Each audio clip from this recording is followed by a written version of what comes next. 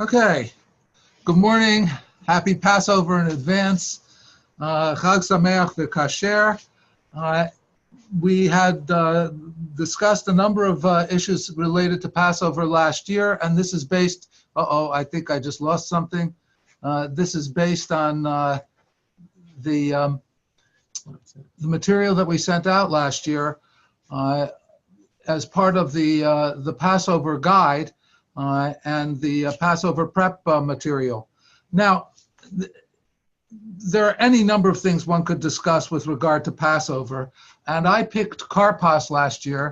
The reason for it is because I saw a cartoon in this Haggadah, which is a Night to Remember Haggadah, which was produced in Israel originally by a friend of mine, a campmate at in my bunk at Camp Ramah, many years ago, 1964 actually, who went on to become a fellow at the Hartman Institute, and he's produced a couple of different Haggadot as well as other materials, and it very much incorporates poems and stories and material about Israel, but it was one particular cartoon. Let's see if we can pull it up here. How do we pull up that cartoon? Yeah. We go to share. Go to share. Yeah, okay. Hit this and hit this and hit share again. So this cartoon in the Haggadah caught my attention. As you can see, it says Karpas-o-matic, and it is a Karpas machine. But the Karpas that is in there, and I'm not sure if you can see it as clearly as I can, but it's potato chips and salted egg, artichokes, sushi. I'm going to come back to that one in a minute. Celery, potato, gefilte fish, and even pickles. So what's interesting about this is that this is all legitimate Karpas, is what the cartoon is telling us. That in fact, the Karpas is not limited to, I don't know, what do you use for your Karpas? They're muted. Okay, can we unmute you guys? What do you use for your Karpas? We've always used parsley, yeah. Parsley, that's what I grew up with. I assumed that Karpas was parsley for most of my life. In fact, there's a wonderful story that's told in Jane's Family year after year, one of those stories, that following a very elaborate Seder meal, her mother asked her what she liked best about the meal, and she said the parsley. You can imagine the reaction that brought. It so traumatized her mother that she tells the story to this day. But in point of fact, the scholars who have gone back to look at the origins of the Haggadah as we know it believe that the word Karpas could have come from what was originally parperet hapat, that is, an appetizer to the pot, the meal, the pot meaning bread in this case, or and of course Passover, it means the matzah, but some sort of hors d'oeuvres. And in the symposium, which was the Greco-Roman evening of discussion over a meal, upon which the Seder is based, according to these scholars, there were a series of hors d'oeuvres that were served. Some even say that they were shaped like little butterflies, and the Hebrew word for butterfly is parpar. And if you write that out with Hebrew letters, you can see how if that were written at the top of a Haggadah page or at the top of a manuscript page, that over the years it could be transpose itself into Karpas. In any case, Karpas is not limited to parsley and never was intended to be limited to parsley. When you think about it, there's a long way to go between that parsley and the beginning of the Seder meal before we get to eat anything. There's a whole lot of Haggadah in there. So what this suggests is that one could place on the table not only parsley and salt water, but all sorts of possibilities, ranging from potato chips to potatoes themselves, to salted eggs, to pickles, to even sushi. Sushi, of course, puts you in a bit of a bind, since sushi is usually made with rice. While the Rabbinical Assembly voted a few years ago on the question of kitniot and said that kitniot were now permissible, including rice, there was one opinion that held out against that vote, and you all know who that was. It was Rabbi Peltz on the law committee who voted against that. So with a unanimous opinion for it, I said to Jane one year, so now that means we can use rice. She said, not at my Seder. It's a matter of tradition. But the idea here is that one can put these various types of items on the table and continue to dip them. And that dipping is just the continuation of the Karpas through the reading of the Haggadah, and you can even sip some wine for that matter, though not from the 4 cups, different wine, and thereby provide the kids and others with snacks while you're going through the Haggadah. It makes perfect sense when you think about it. But to go back to the tradition that we all are familiar with of the parsley, why do we use that parsley? Why do we have that as Karpas? What does it represent? What do you say that it represents as you begin your Seder? I always thought it was springtime. Yeah, new growth, springtime. Yeah, absolutely. New growth, springtime, the green of spring, and the salt water. Tears. Yes, tears. Tears. Bitterness of slavery. Tears of slavery. Yeah. But you know that it could also be tears of joy. The tears that we cry when we are so excited about something, so touched, moved, in a way that makes us joyous, not sad. The joy of freedom, the tears that they may have shed as they felt the relief in coming across the sea and being rid of Pharaoh and his pursuing armies.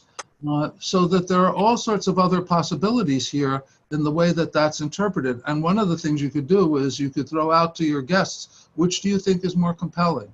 That it represents the tears of joy or the tears of sadness? And I think you can make a good case for either. As you dip your parsley this year, or your Karpas this year, what's in your mind as you reflect back upon the year? The sadness, there's always sadness. The joy, there's always joy. It's a wonderful opportunity to have people share some of what they've experienced and some of what's on their mind. Now, there's a very interesting esoteric interpretation of this, and I don't know if you want to get into it at your Seder, but I'm going to share it with you because it's terrific scholarship. It comes out of studies of manuscript Haggadot, particularly if you look at the Sarajevo Haggadah, which was produced around 1350 in Spain before the Inquisition, and then the expulsion moved it from Spain to Sarajevo. There are pictures in that illustrations leading up to Moses, telling the story of our past from creation to the exodus.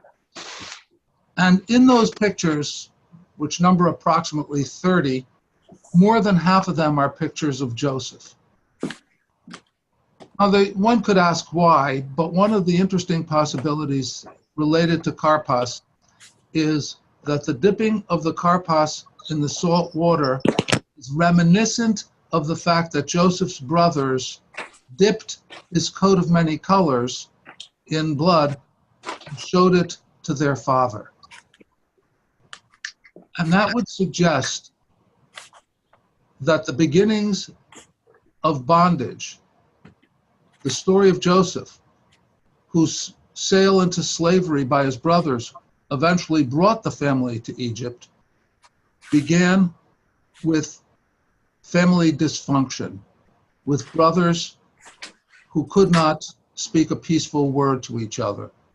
That's a very sad story of a fractured world that leads to additional tragedy. Maybe a reminder of the fact that we live in a fractured world and that we have to be conscious of it. And the one thing that we really can't afford to do as Jews is to have sibling rivalry within the family that divides us, that tears us apart, because that can lead to terrible consequences.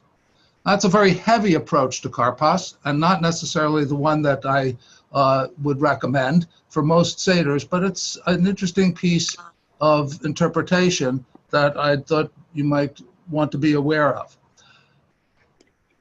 We have used the spring idea much more than any of those other interpretations, and it's become an occasion to bring some levity to the Seder. And this is good for children and good for adults as well.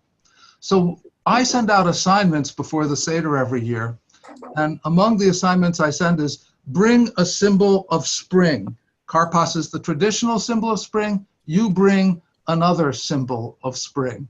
And so we've had some very interesting symbols of spring brought over the years. Now, obviously, one of the most likely is that somebody is going to bring flowers. And that's always welcome, a welcome addition to the table, a welcome addition to the beauty of Passover, and very appropriate. But we've had some very untraditional things come as well. For example, let me see if I can move this down. Somebody brought a baseball glove and had it in a bag, and when we asked for the symbol of spring, out came the baseball glove. And of course, it evoked a lot of laughter and discussion. Another year, I'm coming down again, somebody brought cleaning supplies for spring cleaning.